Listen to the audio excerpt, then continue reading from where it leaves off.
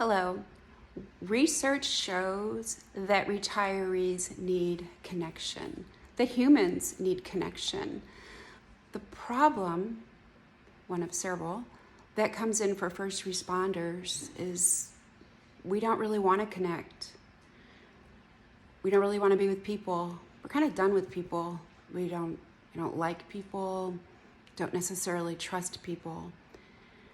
But in reality, we still need people and we still need connection. And I know what some of y'all are saying. You're saying, I don't. And if I have to have connection to have a good retirement, I'm just not going to have a good retirement because I'm not going to do it. But please just be open-minded to this. And if I could invite you to just consider different types of connection. That doesn't mean you have to go to a movie theater. It doesn't mean you have to go to a racetrack or you have to go to a convention center full of people. You don't even have to go to a really large sanctuary. It just means being intentional and looking for opportunities to connect with people that, believe it or not, even online, and it's very easy to hear and read about all the negativity connected with online relationships. But if that keeps you connected with people and it gets you thinking about other people and it gets you interacting with other people, listening, asking questions, learning new things, that is a win and we will take it. I'm going to refer to some information from Experience Life. This is the March 2023 Lifetime Experience Life magazine. And I'm going to be reading from Simple Ways to Improve Connection. And this is from Kara Douglas Thom, Thom. And the author refers to different authors and different colleges, universities, and different individuals doing experiments looking for human connection, what we get from it, what we need from it. And it's very interesting.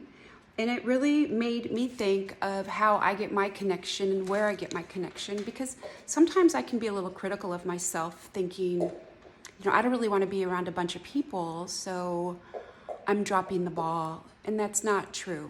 That's just not true. So what the author lists from her investigation on to different experts is one of the simple things to do is to smile. Smile when you're passing a stranger on the sidewalk or greeting a friend. Smiling triggers a release of feel-good hormones, which we all need. Speak, even among strangers. If it feels okay, try to say something. Make an observation that falls within the context of the environment. Look, make eye contact with people. Now, this is kind of a touchy subject with first responders because, we make eye contact, all right. We stare people down. We let them know that, hey, I see you. I know what you're up to. I know what you're doing. Maybe not that kind of eye contact. Maybe just a, glance, connect, move on. Maybe smile a little bit, guys, nod the head, whatever they do. Not the cop eye. That's not necessarily what is going to benefit you in trying to connect with others. Ask.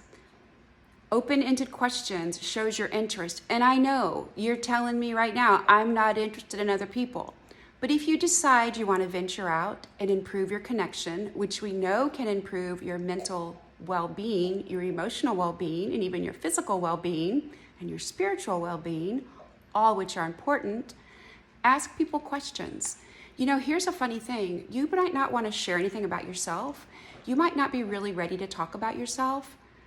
That's great, because people want to talk about themselves. So if you ask them a simple question, and what do you do? That gets a lot of negative press, that it's, insensitive or not a good question. There's nothing wrong with it. Hey, what do you do? They'll tell you what they do or they won't tell you what they do. If they don't, move on. Be silent. Just being with people sometimes is enough. Think of the times when you've been in a group and you haven't really interacted with anybody, but you left and you still had your people need met. Nothing wrong with that.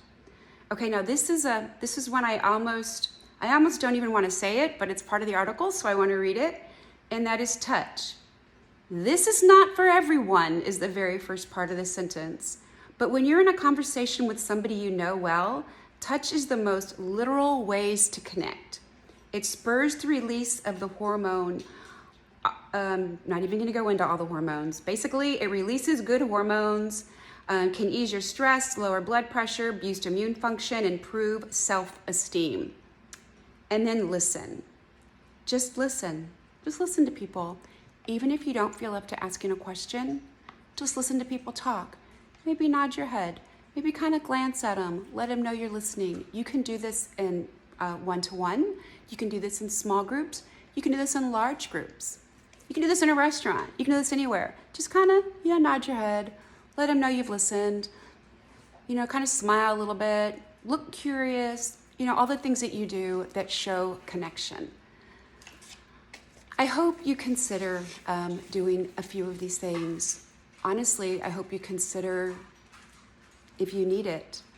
That's one of the first steps we can do in our retirement to make sure that we're meeting our own needs, is to just even think about it. We might not recognize the need yet, but if you start thinking about it, that is a great first step.